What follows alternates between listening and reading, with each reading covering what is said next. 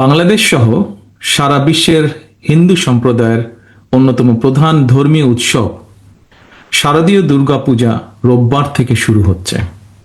আমি শারদীয় দুর্গাপূজা উপলক্ষে দেশের হিন্দু সম্প্রদায়কে জানাই আন্তরিক শুভেচ্ছা।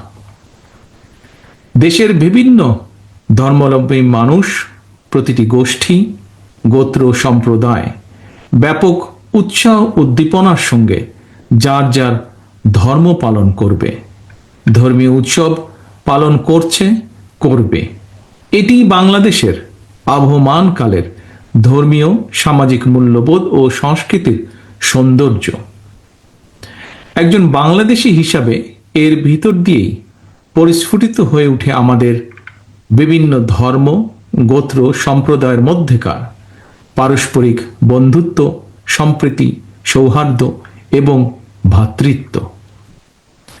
আমাদের রাষ্ট্র এবং সংবিধানে দল, মত, ধর্ম, বর্ণ নির্বিশেষে বিশ্বাসী, অবিশ্বাসী, সংশয়বাদী প্রতিটি মানুষের নিরাপত্তা বিধানের